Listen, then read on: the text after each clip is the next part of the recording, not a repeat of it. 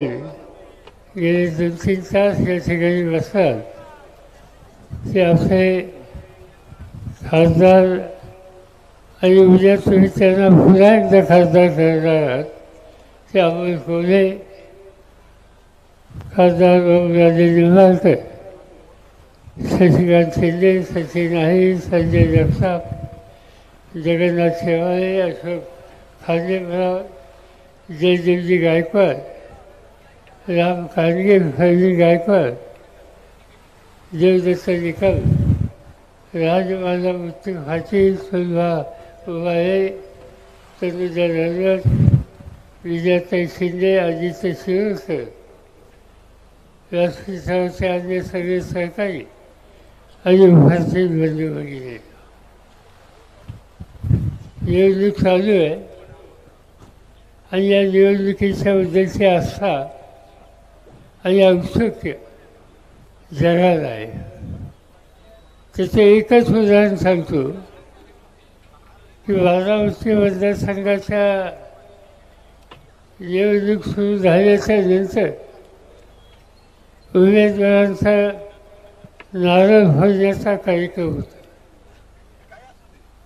जिथं हा कार्यक्रम होतो त्या गावाचं नाव कन्हेरी आणि 1967 सालापासून आजपर्यंत त्या प्रत्येक निवडणुकीमध्ये नारळ फोडला गेला तो कन्हेरीला. यावेळेला त्या ठिकाणी होतं. आमची भाषणं चालू होती. एका कोपऱ्यामध्ये एक तरुण माणूस दिसला आणि अनोळखी दिसला. मला औत्सुक्य होतं. कार्यक्रम संपला आणि मी त्या तरुणाला बोलवलं. आणि कुठे राहणार तुम्ही? त्यांनी सांगितलं इंग्लिश. त्यांना काय मराठी कळत नव्हतं. आणि त्यांनी सांगितलं मी अमेरिकेवर आलो. म्हणजे अमेरिकेवर आला कन्हेरीला? हो, म्हणजे अमेरिकेमध्ये न्यूयॉर्क टाइम्स नावाचं वर्तमानपत्र आहे, त्याचा मी प्रतिनिधी आहे आणि अमेरिकेच्या जनतेला हिंदुस्थानची निवडणूक ही कोणत्या दिशेला जाणार आहे या संबंधीचे औष हे आहे. आणि त्यामुळे आज मी या ठिकाणी आलेलो आहे. म्हणजे लक्षात घ्या, तुम्हा लोकांच्या मताचा अधिकार आणि त्यानंतर येणारं सरकार याच्याकडे जगाचं लक्ष आहे. आणि त्याचं कारण की अमेरिका हा देश लोकशाहीचा देश आहे आणि जगातली सगळ्यात मोठी लोकशाही आज भारतामध्ये. आणि त्यामुळं भारताच्या लोकशाहीच्या बद्दलची औत्सुक्य आणि आस्था ही जगाच्या अनेक देशांना आहे. आणि त्यांना चिंताही आहे की भले काही कुणी सांगू, पण लोकांचा एक समाज असा व्हायला लागला आहे की या देशाच्या लोकशाहीवर संकट नरेंद्र मोदी आणि त्यांचे सरकारची आणत आहे. छोट्या मोठ्या निवडणुका बघा. तुमच्या गावामध्ये ग्रामपंचायतीची निवडणूक झाली का? पंचायत समिती, जिल्हा परिषद, आता या सगळ्या म्हणजे विधानसभा आणि लोकसभा हे दोन सोडल्याच्या नंतर या राज्याच्या प्रत्येक महत्त्वाची निवडणूक गेली 5-6 वर्ष तरी नाही आहे. आणि याचा अर्थ आहे की या सरकारचा निवडणुकीवर विश्वास नाही. अनेक ठिकाणी लोक बोलतात की याला घटना बदलायची, संविधान बदलायचे. ज्या वेळेला देशात टीका व्हायला लागली त्यावेळेला मोदी साहेबांनी सांगायला सुरुवात केली की घटनेवर आम्ही हात लावणार नाही. मी 2-3 उदाहरणं सांगतो.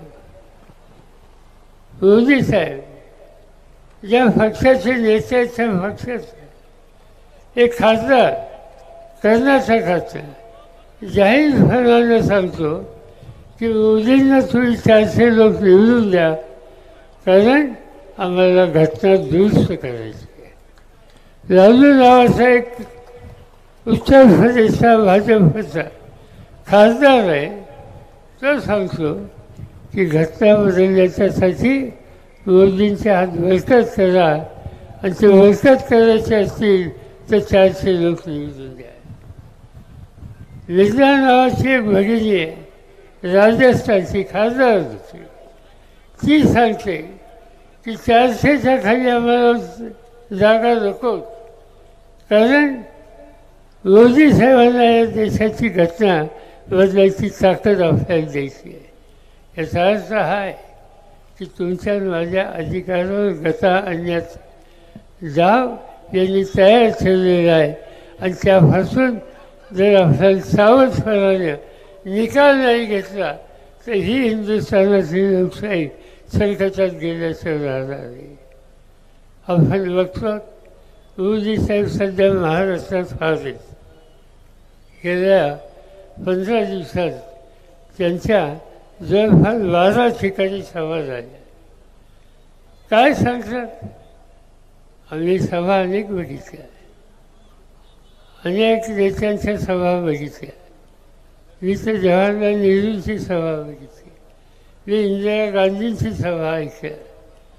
त्याच्यानंतर जे जे प्रधानमंत्री झाले त्या सगळ्यांच्यावर काम करण्याची किंवा संबंध ठेवण्याची संधी मला स्वतःला मिळाली.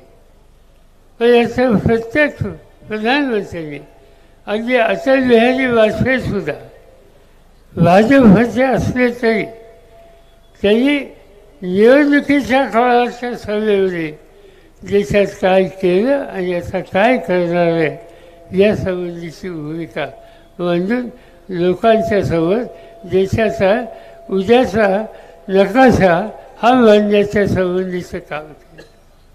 आज हे काय करतात?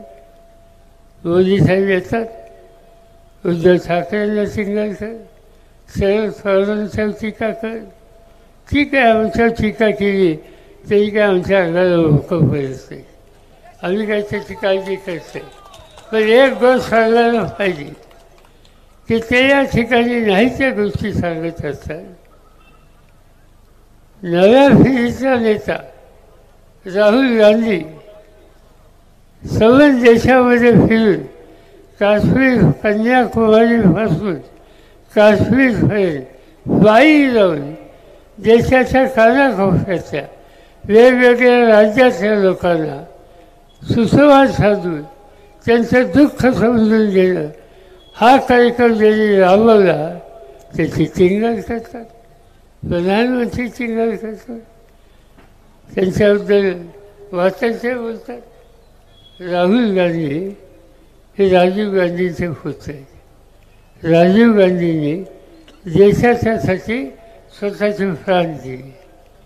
त्यांच्या मातोश्री इंदिराजी त्यांची हत्या केली गेली. इंदिराजींचे वडील जवाहरलाल नेहरू आयुष्याचे 13 वर्ष इंग्रजांच्या तुरुंगामध्ये राहिले आणि तुरुंगातून सुटका झाल्याच्या नंतर स्वातंत्र्य मिळवलं आणि या देशाला एक नवीन रस्ता दाखवला. म्हणजे या कुटुंबानं एवढा त्याग केला, त्या त्यागाची नोंद घ्यायचं तर सोडा, पण त्याचा निदान त्यासंबंधी वेडवाकडं बोललं तर टाळा, एवढंसुद्धा तारतम्य आजच्या प्रधानमंत्र्यांच्यामध्ये नाही. आणि त्यामुळे यांच्याबद्दलचा निकाल हा घेण्याची संधी आपण घेतली पाहिजे. शेती, उद्योग या सगळ्या गोष्टीचं आणि आपल्या सगळ्यांचा संबंध आहे. माझा स्वतःकडे तुम्हाला सगळ्यांना माहिती आहे की अनेक वर्ष शेतीचं काम होतं, अनेक वर्ष सरकारचं सुद्धा काम होतं. आज काय दिसते? या राज्याचे कांदा आणि लसूण याचं संशोधन केंद्र या तालुक्यामध्ये आहे. नवीन नवीन प्रकारचे कौशल झाले. आज कांदा उत्पादक संकटामध्ये आहे. कांदा हे पीक मी सांगण्याची गरज नाही, जिल्हा शेतकऱ्याचं पीक आहे. आज मला आठवतं आहे मी ज्यावेळी शेतीवरती होतो, कांद्याचे भाव वाढले, भाजप विरोधी पक्षात होता आणि पार्लमेंटमध्ये मी गेलो, भाजपचे खासदार गळ्यात कांद्याचा माळा घालून आले आणि घोषणा करायला सांगेल, शरद पवार होश में आया, प्याज की किंमत कहाँ गई. आणि यंदा झालं काय, रोजच्या खाण्यामध्ये कांदे तुम्ही नुसते खाता का? तुमच्या जेवणाच्या खर्चात कांद्याची किंमत किती आहे? पण ते काय ऐकायला तयार नव्हते.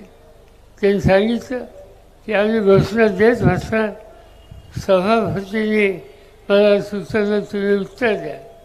मी काही उत्तर देणार नाही. कधी नाही ते शेतकऱ्याला कांद्याची किंमत जास्त मिळत असेल तर त्यासाठी कुणी बोंबाबोंब केली तर मला काही डोक्यावर परिणाम होत नाही. मी स्वच्छ म्हणून सांगतो, तुम्ही कांद्याच्या माळा घाला, त्याच्या कवल्याच्या माळा घाला, कांद्याला किंमत मिळते याचा मला आनंद आहे. तुम्हाला काय म्हणत त्याच्यावर आज हीच भूमिका घेण्याची गरज आहे. प्रत्येक शेतीमालाचा उत्पादन खर्चाचा विचार करून त्याला रास्त किंमत ही मिळालीच पाहिजे. तरुण माणसाला कामधंदा करायची, नोकरी करण्याची संधी ही मिळालीच पाहिजे. स्त्रियांचा सन्मान हा या देशामध्ये राखलाच पाहिजे. आणि या सगळ्या गोष्टी होत असतील तर जे कोणी याला जबाबदार आहेत त्यांना खऱ्यासारखं बाजूला ठेवलं आणि त्याच्यातून उद्याच्या निवडणुकीमध्ये एक उत्तम काम करणारा अमोल कोल्हेंच्यासारखा लोकप्रतिनिधी त्या ठिकाणी आणला पाहिजे. एवढंच मला तुम्हाला या ठिकाणी सांगायचं आहे. गेले 5 वर्ष तुम्हा लोकांचं काम त्यांनी पार्लमेंटमध्ये केलं. मी अनेकदा त्यांची भाषणं ऐकली. अनेक वेळेला एका महत्त्वाचा प्रश्न त्यांना मांडायचा असला तर ते माझ्याशी सुद्धा येऊन चर्चा करत असत, तासन तास अभ्यास करत असत. हा सवण तालुका, हा मतदारसंघ शिरूर, त्याच्याबद्दलची सतत त्यांच्या मनामध्ये अस्वस्थता असायची की इथले प्रश्न सुटले पाहिजे. आणि म्हणून तुमच्या सुखदुःखाशी सवय असून त्या प्रश्नाच्या सोडवणुकीसाठी जो अस्वस्थ होतो त्याच्यामागं उभं राहणं आणि त्यासाठी त्याच्या खुण्याच्या सोबत वचन दाबून मोठ्या वचनाने त्यांना विजयी करणं, एवढं एकच काम तुम्ही उद्याच्या निवडणुकीत करा. आम्हा सगळ्यांची साथ त्यांना आणि तुम्हाला मिळेल हा विश्वास मिळतो आणि आपली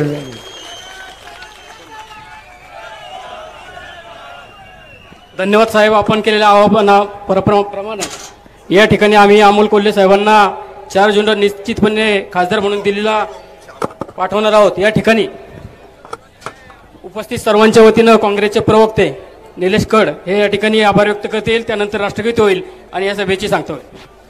उपस्थित देशाचे नेते आदरणीय शरदचंद्रजी पवार साहेब, आज शिरूरचे लोकप्रिय खासदार डॉक्टर अमोल कोल्हे यांच्या प्रचारासाठी आमच्या काँग्रेस पक्षाचे नेते आदरणीय बाळासाहेब थोरातजी आणि सर्व सन्मानित मंच